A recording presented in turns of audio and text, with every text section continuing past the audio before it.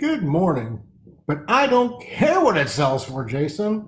We hear that regularly, and we're going to talk today about why it is so important not to have that attitude when you are considering selling your items and objects at auction. My name is Jason Roski. I'm the owner of the KC Auction Company here in Kansas City, Missouri, and every week we love to do this thing called Behind the Gavel with Jason, where we talk about different things that are going on in our world and what will affect your world, even if you ever need to have things sent to sold at auction. So I'm going to go ahead and just share this on my page. If you're watching, thanks for doing so. Share now, post, instantly share this. Awesome. So why is it important to not sell things cheaply or to sell cheap things in a good auction? We get this quite a bit. We get calls on estates and collections on a regular basis. People have some really good things, and then they have the rest of the estate that's just stuff. We all have it, the things of everyday life. The things we buy because we need to, whether that's a new upholstered furniture because you're allergic to animals and you don't want to risk bringing an antique piece in the house, or whether it's vases to put flowers in, whatever it is. We all have those things: cleaning supplies, used furniture, just things that we have that we need and use and live with, but have nominal value, might have a little bit of value, but don't apply to the rest of the estate or don't apply to the rest of the collection. They bring no value to the better objects. But our clients are often wondering what to do with those things, and they will say, and even if they don't have a lot, well, I don't care if that premium is $5 or $20 or $50. I just want it gone. And what we have noticed in our personal auctions over 10, 12 years of doing them is that when we have a lot of lesser items, they bring down the value and interest in the greater value items. And how does that look? Why do I think that? And what do bidders? Why do bidders react that way? So there's in the economics, there are studies that go along with once you own something that has more value to you personally. And this is much the same way the correlation of objects puts them into a statement.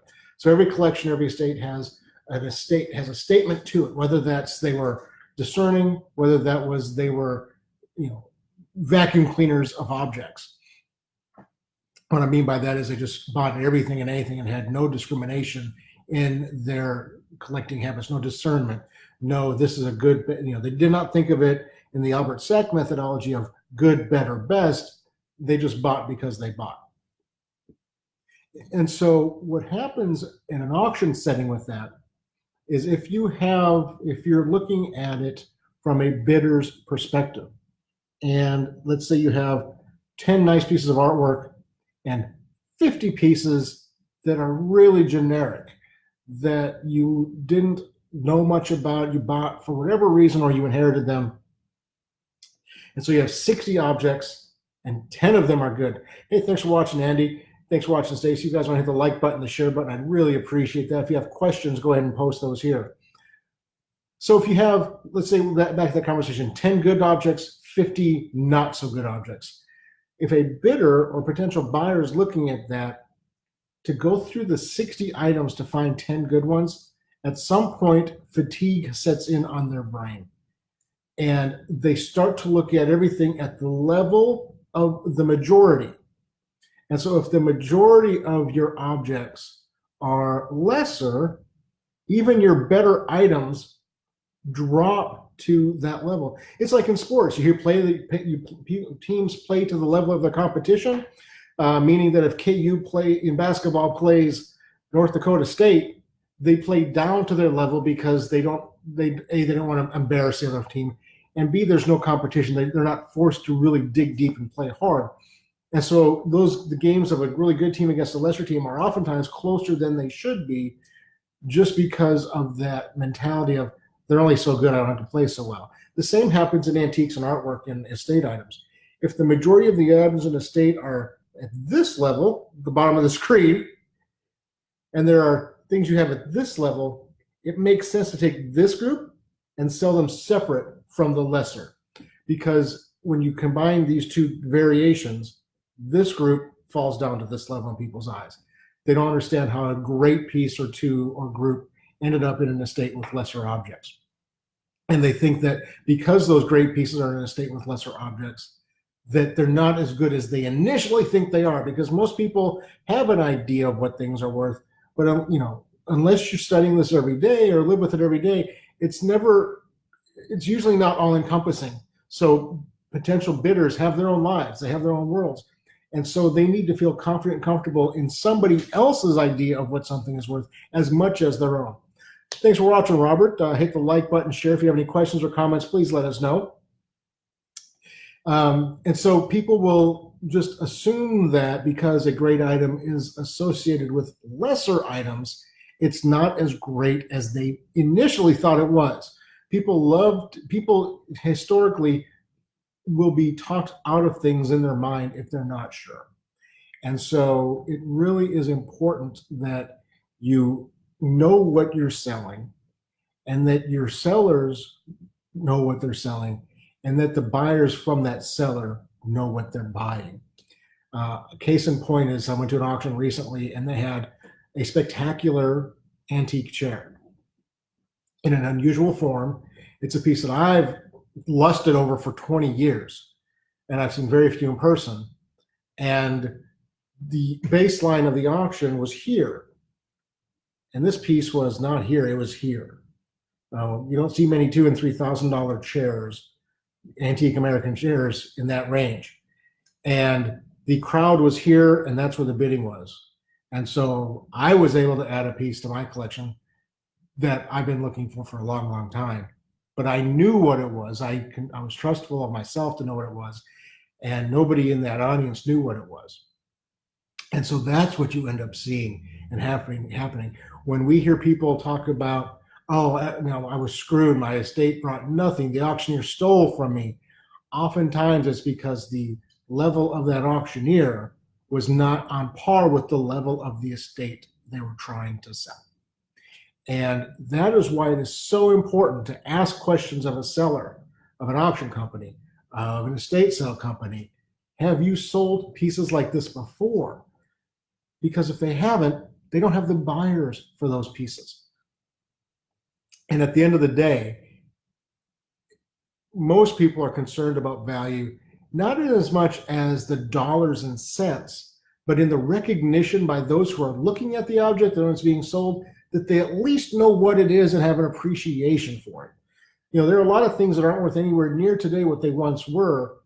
And most of our clients are of the position and of the understanding that, yes, the value is different. But if you find the people who are most interested and have a passion for it and an understanding and appreciation for it, and if they see it and don't bid on it, well, the market's changed, but at least those who are interested and appreciate it have seen it. And that is a thing that's, I don't want to say heartbreaking for a professional auctioneer like myself, but it's really disappointing when I see great objects sold in lesser venues than they should be sold. Because there's an estate, a consignor, an inheritor who is counting on some funds, who's counting on people knowing what it is. And if it's not sold in the right way by the right people at the right place at the right time, it doesn't matter how good the item is, it's going to sell flat. And so you really want to make sure that, when you're talking to professionals to help you sell your estate or your collection or your artwork or your antiques or your jewelry or whatever you're considering selling, that you talk to them about the types of assets they've sold before and the types of customers they have now. And can they make sure that your items are seen by people who will know, appreciate, and understand what it is, and have the wherewithal to purchase and bid on those items to bring them up to at least current level values. And so we want to talk about, we have that conversation regularly with clients. In fact, just this last week, we've been extremely busy here at the auction house. We signed 2 great auctions this week. One was for a collection of marbles, which is probably, I know it's the best collection of marbles we've ever sold, and we're excited to do so. Good caged swirls and Latticino and onion skin and Lutz and Peltier. I mean, all the names in marble collecting, antique marbles you want are there. But I know based on previous history, we've sold marbles in the hundreds and hundreds of dollars range, and I can find out and figure out how to best access buyers of that price point, of that level of quality. But they also had a collection of toys, which on first blush looked really good. they're 1930s, 40s, 50s tins, and they're good old toys, but they were rough. And so this collector, he was quite discerning with his marbles. They had to be mint or really close or really good. But in the toys, now granted, the estate, the family members took a lot of the great condition toys, but he would buy toys at auctions because they were there. And he had really nice tin toys, but a car or truck might be missing an axle in the wheels, or is just worn, 40-50% of the paint's gone, which are still neat toys. But I know that our buyers are not going to react to it, respond to it, and they'll bring down the values of other things. It's always funny watching this on my end, because sometimes 20 different emoticons will come up at the same time, and I can't imagine anything I just said was that intriguing. But so it's really a curious thing. You really have to understand, and I know I have a couple of estate professionals, auction professionals watching, and I'm sure you guys see this regularly, where an estate has some really great things, but they have a lot of stuff, and it's hard to have that conversation or to pass the lesser stuff on, but it really serves your client well in the long run. At least we have found it to be that way. And sometimes the best option is for your consignor to just donate it or sell it themselves on Facebook Marketplace or other venues, because it will really drop the value of other items. Conversely, it's true too. If you put in nice things with great things, and the great things are bringing in the buyers, your nice things will bring more money. We have seen repeatedly where we have consignments from a Mission Hills estate, or Leewood estate, an old Leewood or Prairie Village estate, and they bring in a mindset in a buyer that brings the average pieces up a little bit, and so those kinds of things sell better. So selling intelligently is so important when you're considering selling these things from an estate or a collection. Well, I thank you all for watching. It's getting close to wrapping up. If you have any questions, comments, concerns, or thoughts, please post them here. We check these regularly going forward. This will be posted on our YouTube channel, where we also post our auction preview videos and things along those lines. Keep an eye on our website for upcoming auctions. We're adding several to the calendar today. You can also reach us through our email at info@kcauctioncompany.com. Sign up for our email list at that place as well. You can call us directly at 816-283-3633. And you can always send us a private message here through Facebook. We check those regularly. So again, just to quickly recap what we talked about during the show today. When you have great assets and lesser assets, oftentimes it makes sense to sell them separately, because the people will bid to the level of the estate. Hi, Kathy. How are you doing today? We're kind of wrapping it up, but if you have any questions about our conversation, please let me know. We're talking about why does it matter if you have items of lesser value selling with items of greater value, and the reasons for that, and bidder psychology, and setting up an auction in the most efficient, effective way for bidders and for sellers. And I gave some examples during our conversation today, but thanks for watching, Kathy. Appreciate the viewership. But when you have items of disparate value, the majority will influence the minority in an auction setting, in that if the majority of your estate's at the lower level and you have a few pieces at a higher level, getting my hands mixed up here, if your estate is here, but you have a few pieces here, these pieces will drop in value to the level of the bidder in the room. And so you want to take these higher value items and sell them at a different location, a different venue at a different time, and increase your return on the estate. People don't like to think of it that way, but it definitely does. Thanks for watching, Nancy. And Damien, what about your market reach with online taking over, invaluable, et cetera, et cetera? Well, Damien, we're part of that. We haven't called an in-person auction in 5 years. We went to exclusively online only about 5 years ago. And the same methodology, the same psychology plays exactly the same role, because the benefit for an online auction and to use that platform, and why people use it and why we use it, is as much for the convenience of the bidder as any other reason. Let's not, global reach, national reach, those are all important, and they do affect bidding. But we had global and national bidding in our in-person auctions as well. And so we see the difference there come in with the pieces that are exceptional value. When we sold the Thomas Hart Benton gouache, we had 5 bidders from the region, from Wichita to St. Joe and Kansas City, but the victor was a bidder in New York City. He'd have found that piece no matter how we were selling it. He'd have been on the phone. He'd have left us a bid. He'd have been bidding there. He wasn't bidding on the Benton lithographs because he doesn't need to bid on them because there's plenty of those in New York City. And so the reality is online bidding is really effective at reaching people who are interested in antiques, artwork, jewelry, estate items, but don't have the time on a Saturday afternoon or a Tuesday evening like we used to do, or any other time to spend 2, 4, 6 hours, 10 hours on a big auction. I mean, I've been to auctions on a Saturday that started at 8 o'clock in the morning, didn't get done until 6, 7 o'clock at night. So 10, 11, 12 hours. And that doesn't include your time before the auction, packing up and leaving afterwards. And so the reason we use the online bidding platform is for the ease and convenience of our bidders. And those bidders are looking at the same things as an in-person auction attendee does. If there's a lot of things in an auction that are of a lesser value, they will equate the entire auction to that value structure, that value level. And if there is an exceptional piece that they might be interested in, odds are they're not going to investigate the entirety of the auction. And so we're getting even more refined in how we offer our online auctions. We're going to start doing more auctions with fewer lots, but more focus in those auctions, because I think that we can do a better job of reaching active, passionate, participating buyers with a smaller offering of better quality in a tighter defined category than we can with a broader scope auction. We used to create big auction events with hundreds of lots and several different categories of consignment, thinking that the diversity of the auction would bring in a larger crowd and you get crossover bidding.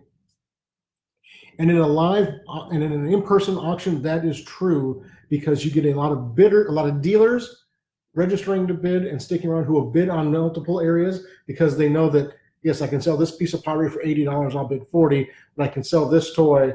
And so we don't, but in an online auction, the crossover isn't nearly as drastic as it used to be. We don't have nearly the people bidding on furniture and jewelry at the same auction as you would think you would. And so we're becoming more and more focused on more curated offerings. It's a lot of work. So many items at auction company popping up. Well, absolutely. I mean, it's, auctions are the bar of entry is low. I mean, anybody can pick up a microphone and call an auction. Anybody can buy a bunch of tables and set up an estate sale. And so what you want to look for, I'm not sure if you are an auctioneer, Damien, or if you're looking at who to use to sell an estate or antique auctions, collectibles. But let's say you're an auctioneer who's trying to establish yourself. Learn an industry. Do you use a valuable? We use HiBid. We use it on a white. We basically have our own platform. We use a HiBid Auction Flex. We do not use Invaluable. We have found when we've used platforms like that the costs far outweigh the returns on the items we were selling. And we can take those same costs, market our own company, and bring in really important, passionate bidders that, we can reach a lot of the same bidders that in an Invaluable or I'm drawing a blank on the rest from AuctionZip or these others. There's several different platforms out there that do aggregate. They have more of an eBay listing where they have a lot of different sellers on a platform. We have found that we're doing really, really well on our own platform with our own marketing, using those fees that we're giving to other platforms and shuffling those into marketing of ourselves. And we're finding great success with that. That's just us. We spend a lot of time and effort figuring out how to best use marketing dollars in the online world that we live in today. And that's not changing. Facebook isn't going anywhere. It might change. It might be a new social media platform, but it's Facebook, LinkedIn, Instagram, Google. I mean, they're all here. YouTube, they're here. I mean, this is the world we live in. It's a world our children are growing up in. And that is what you have to learn to maximize if you're going to be a seller in this world, or find people who have learned to maximize and get the best results for a seller because of that. So you really want to make sure, if you're looking for a seller, Damien, you want to make sure that you ask them the right questions we talked about before. And those questions are, have you sold assets like this before? If someone comes up to me and says they have a tractor collection, I can partner with auction companies, but I'm not the right guy to sell that. I don't have access. I don't have the customer base. I don't have the expertise. I can partner with people who've done that really well. I know a lot of companies, a lot of auctioneers around the country who have done that, but I'm not the first choice on that. But if you have a collection of artwork or jewelry, I'm your guy. And you want to make sure you find an auctioneer who is willing to say, I'm not the right person for you. Man, woman, boy, girl, adult, child. Being an auctioneer is not grabbing a mic or grabbing a mouse and putting stuff online or calling an auction. It is so much more than that. And to do it well, in my opinion, you have to really understand the market. You have to understand bidder psychology. You have to understand seller psychology. You have to understand how to market effectively in today's world.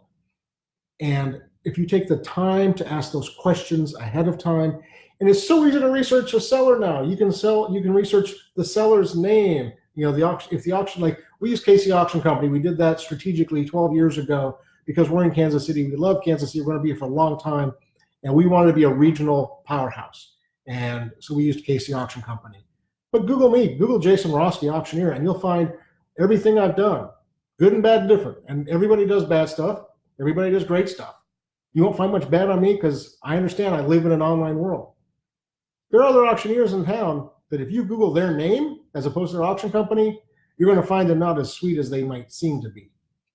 And so take the time to investigate anybody you're selling with or having to sell for you.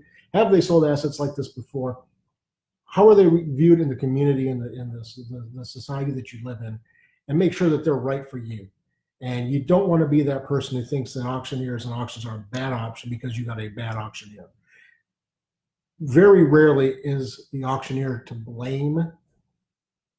They're to blame if they take on a project they shouldn't. But if the seller takes just a few minutes and asks some intelligent questions, and not just how long you've been in the business, but ask detailed questions about what they've sold before and verify. Like I said, you can look at anybody's website who's worth the salt and see what they've sold before, and then ask for results. And you can see our results posted from day one, 5 years ago, when we started doing online only. Every auction we've done. And I will tell you, looking back 5 years when I do this regularly, I am embarrassed by some of the things that we were selling and the price points we were at compared to where we are now. Embarrassed is the right word, but we have come a long way. And there's a lot of factors and reasons for that. But you want to make sure that whomever you're selling with understands how to do those things as far as the marketing and advertising and connecting with the right buyers for whatever you're trying to sell. Wow, that was a little bit of a tangent there, but thank you all for watching. I'm going to go ahead and wrap it up here. Again, thank you all so much for watching. If you have other comments, please post them here. We check this regularly. You can send us a direct message. You can give us a phone call at 816-283-3633. Always drop us an email at info@kcauctioncompany.com, and that's spelled out. You can send us a direct message here on Facebook, on YouTube, on Instagram. All those ways to contact us are great, and we're always available. We're always checking them regularly. We have life. We're people. I have kids. I have weekends. I like to rest. At the end of the day, I might like to have a little bit of a readers to kind of take the edge off of the day. We're really busy, and it's just nice to calm down. So I may not check my emails or messages for hours at a time, and I might sleep at night, but we check them regularly. So again, thank you all so much for watching. Have a great weekend. I think most kids across the country are back in school. I know as ours have been. This is their first full week this week, and they're excited, doing well, and looking forward to fall weather coming and being part of our everyday life. It's a great night last night at 11:30 at night. I was sitting on the side porch with the rain and just enjoying a beautiful evening. So thanks again for watching, and have a great weekend. End live video.